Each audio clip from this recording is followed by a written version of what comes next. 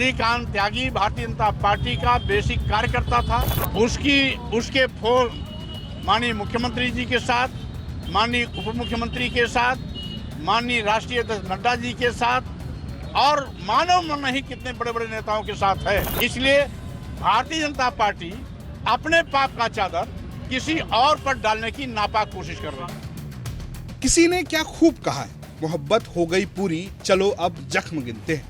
UP की सियासत में भी आजकल कुछ ऐसा ही देखने को मिल रहा है। एक समय जिस श्रीकांत त्यागी के भौकाल को अपने फायदे के लिए इस्तेमाल करते हुए नेता नहीं थकते थे, आज उसी श्रीकांत त्यागी से पीछा छुड़ाने के लिए हर कोई एक दूसरे पर आरोप लगा रहे हैं। एक बार इस तस्वीर को देख लीजिए।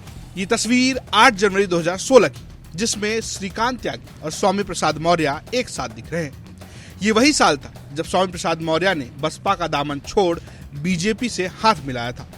लेकिन 2022 विधानसभा चुनाव से ठीक पहले उन्होंने बीजेपी को अलविदा कह दिया और सपा का दामन थाम लिया। श्रीकांत त्यागी का गाली गलौज वाला वीडियो जैसे ही वायरल हुआ, बीजेपी ने अपना दामन झाड़ना शुरू कर दिया और यहाँ तक कह दिया कि श्रीकांत त्यागी स्वामी प्रसाद मौर्य के साथ आए थे और उन्हीं के साथ चले गए। लेकिन 25 अप्रैल 2022 को श्रीकांत त्यागी ने अपने फेसबुक प्रोफाइल का बैनर चेंज किया था और बैनर में योगी मोदी सहित बीजेपी के कई दिग्गज नेता शामिल हैं। अगर बीजेपी के दावों को माने तो ये समझे कि श्रीकांत त्यागी स्वामी प्रसाद मौर्य के साथ आए और चले गए, तो फिर ये पोस्टर की कहानी क्या है? श्रीकांत त्यागी लगातार अपने सोशल मीडिया प्रोफाइल से बीजेपी को प्रमोट करता रहा। हालांकि बीजेपी के आरोपों पर स्वामी प्रसाद मौर्य ने बीजेपी पर तंज कसते हुए कहा कि वो बीजेपी का जमीनी कार्यकर्ता था, वो उत्तर प्रदेश किसान मोर्चा में पदाधिकारी था और किसान मोर्चा राष्ट्रीय कार्य समिति में सदस्य था। उसकी पहुंच डिप्टी सीएम बीजेपी के राष्ट्रीय अध्यक्ष जेपी नड्डा तक थी और बीजेपी अपने पाप का चादर किसी और पर डालने की कोशिश कर रही है। बीजेपी अपने पाप को छुड़ाने के लिए बात बनाने में माहिर है।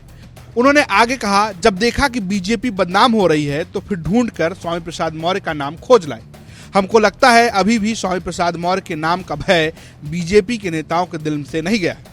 श्रीकांत त्यागी ने गिरफ्तारी के बाद खुलासा किया कि उसकी गाड़ी पर विधानसभा सचिवालय का जो स्टिकर लगा है वो उसे स्वामी प्रसाद मौर्य ने दिया था।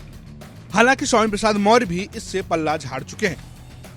श्रीकांत त्यागी भारतीय जनता पार्टी का बेसिक कार्यकर्ता था।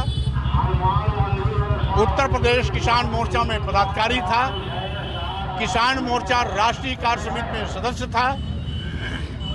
उसके फोन माननीय मुख्यमंत्री जी के साथ, माननीय उप मुख्यमंत्री के साथ, माननीय राष्ट्रीय अध्यक्ष नड्डा जी के साथ और मानव मन नहीं कितने बड़े बड़े नेताओं के साथ है। इसलिए भारतीय जनता पार्टी अपने पाप का चादर किसी और पर डालने की नापाक कोशिश कर रही है। अब भारतीय जनता पार्टी अपने पाप को छिपाने के लिए बात बनाने में माहिर है।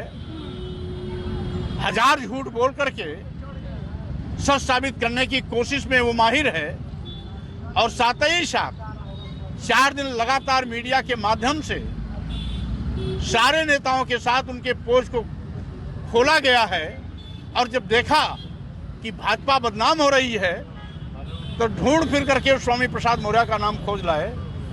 हमको लगता है अभी भी स्वामी प्रसाद मौर्य के नाम का भय भारतीय जनता पार्टी के नेताओं के दिल से नहीं गया है।